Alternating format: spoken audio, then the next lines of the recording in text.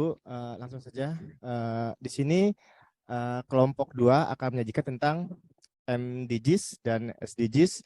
Mungkin ini yang menarik ini ketika di awal perkuliahan pun ada pertanyaan atau pretest tentang MDGs dan SDGs. Nah, sekarang kita akan kupas nih bersama teman-teman penyaji. Nanti di sini akan ada Bu Ika, Bu Sri Rahayu, dan Bu Meti yang akan menyajikan tentang MDGs, SDGs. Bu Ika. Baik, terima kasih Pak Arief untuk kesempatan. Bismillahirrahmanirrahim. Baik teman-teman, hari ini kita akan belajar mengenai MDGs atau Millennium Development Goals, yaitu kalau di bahasa Indonesia kan artinya adalah tujuan pembangunan milenium. Nah, MDGs ini dibentuk dari ramuan para pakar negara-negara anggota organisasi for Economic Cooperation and Development atau OECD. Nah, untuk konsep dari MDGs ini, deklarasi ini menghimpun komitmen dari para pemimpin dunia yang belum pernah terjadi sebelumnya untuk menangani isu-isu perdamaian, keamanan, pembangunan, hak asasi, dan kebebasan mental dalam satu paket. Negara-negara anggota PBB kemudian mengadopsi MDGs. Selanjutnya Pak Arief. Nah, kemudian selanjutnya adalah ada beberapa tujuan-tujuan dari MDGs. Tujuan yang pertama adalah menanggulangi kemiskinan dan kelaparan. Tujuan kedua adalah mencapai pendidikan dasar untuk semua. Kemudian ada juga indikator dari target dan indikator yang berkaitan dengan tujuan yang tadi sudah disebutkan ya teman-teman. Target yang pertama adalah menurunkan proporsi penduduk yang tingkat pendapatannya di bawah $1 per hari menjadi setengahnya. Di tujuan ke-8 ada 4 target yaitu Yaitu yang pertama dalam upaya mencapai MDGs ini adalah jelas antara kerjasama bilateral atau kerjasama antara dua negara ataupun kerjasama multilateral ya. Artinya sama banyak negara ya. MDGs, nah ini kendala MDGs memang segala sesuatu usaha pasti akan ada kendala untuk mencapai tujuan dari MDGs tersebut. Mungkin ada 8 poin. Nah, di sini kita bahas kendala. Ada beberapa poin kendala dari MDGs itu tercapai, yaitu pertama adalah pembangunan infrastruktur maupun layanan kesehatan yang belum merata. Baik, selanjutnya adalah yang kita bahas ini sudah dipersiapkan untuk SDGs yang insya Allah akan disampaikan oleh Bu Sri Rahayu. Bu Sri Rahayu sudah ada, Bu Sri? Ya Pak, sudah Pak. Ya, oke. Oke, silakan Bu Sri Rahayu. Ya, baik. Terima kasih Pak Arief. Selanjutnya adalah pengertian Sustainable Development Goals atau SDGs, gitu ya. Nah, seperti yang dikatakan tadi ya, tujuan dari SDGs ini ada sekitar 17 tujuan. Tujuan yang pertama adalah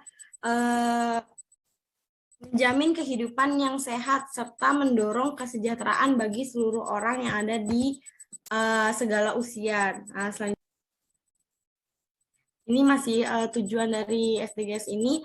Yang ke-8 yaitu menjamin pendidikan yang inklusif dan berkeadilan serta mendorong kesempatan belajar seumur hidup bagi setiap orang. Nah, yang selanjutnya itu ada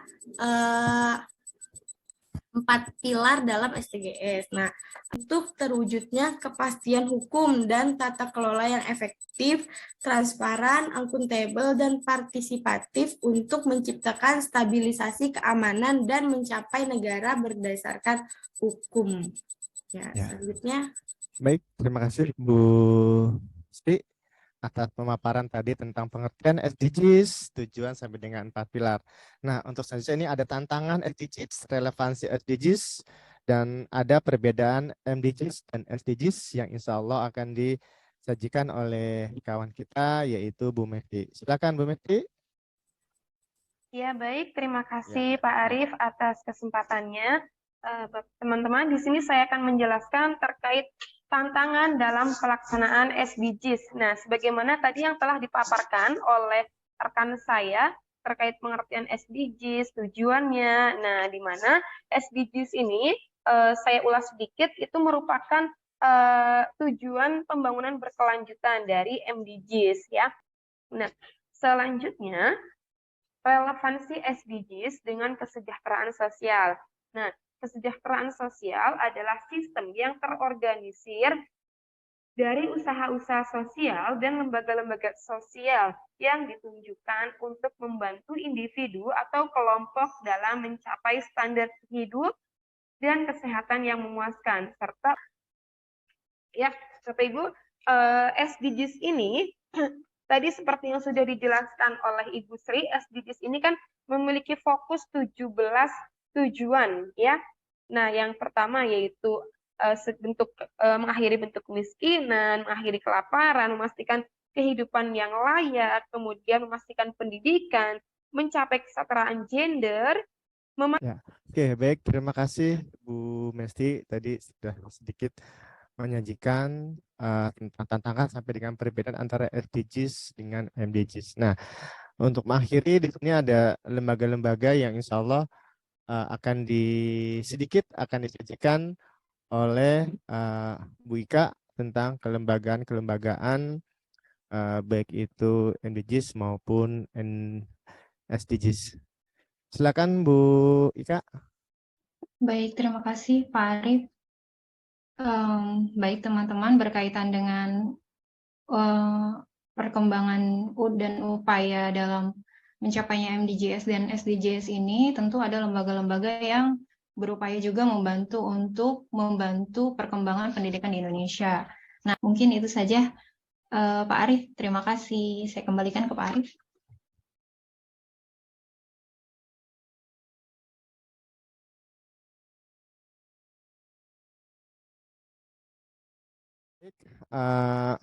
Bapak Ibu, kita buka 3 pertanyaan atau 3 kesempatan untuk Bapak Ibu untuk mengajukan pertanyaan ataupun yang perlu kita diskusikan pada kesempatan ini.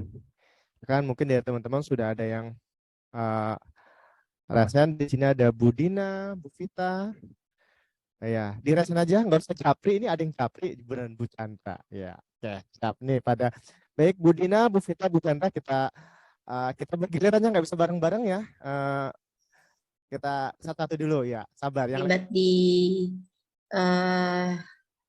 setelah penjelasannya begitu panjang ya, saya mencoba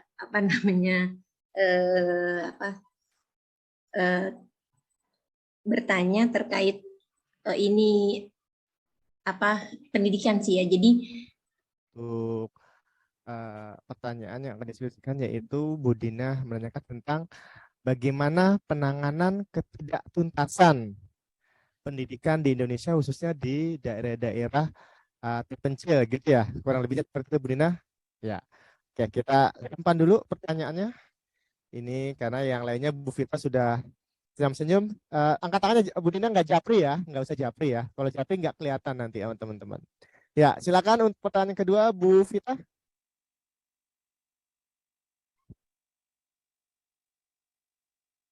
Ya, masih ya, nggak kedengeran Bu Fit. Belum terdengar Bu Fit. Kedengeran nggak ya? Ya, oke, siap, sudah terdengar. Oke, Oke, terima kasih kepada kelompok 2 dan Pak Harum. Izin bertanya teman-teman, tadi penjelasannya tuh emang luar biasa ya, karena ini topik baru yang emang harus dimengerti setiap orang sebetulnya. Karena waktu itu saya juga tahu tentang SDGs dan MDGs ini dari trending topik di Twitter gitu, baca cuma sekedar dia tentang pembangunan, tentang kesehatan, tentang pendidikan, tapi saya belum paham betul tentang apa sih MDGs dan SDGs ini. Ternyata MDGs itu kan tadi berkelanjutan dari SDGs gitu ya. Nah, yang saya ingin tanyakan itu Kebalik nih. MDGs dulu baru SDGs. Kebalik nih. MDGs dulu baru SDGs kan? Iya. Iya. M dulu baru S. Ya. Lanjut. A, B, C, D, E, F, G, I, J. Fokus. Oke.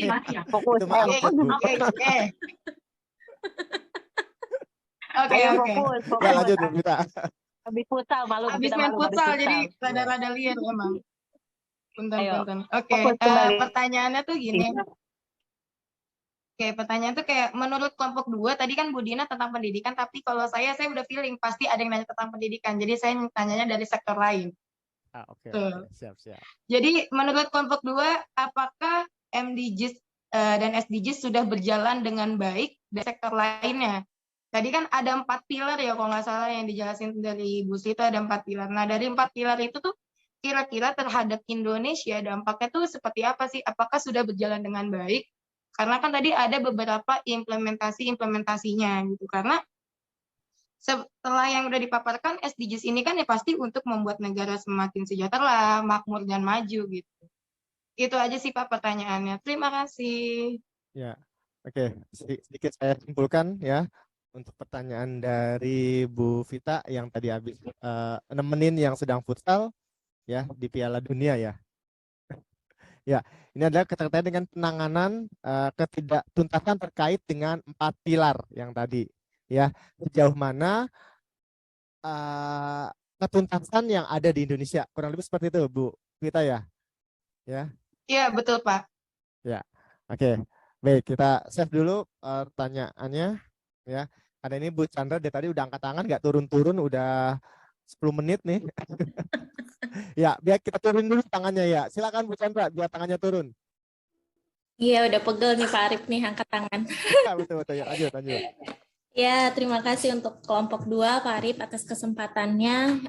Izin Pak Arum, tadi kan dibahas oleh kelompok 2 ada 17 tujuan dalam SDGs ya. Nah, apa dari 17 tadi itu termasuk ke dalam program SDGs di Indonesia? Kemudian apa saja yang sudah terlihat hasilnya?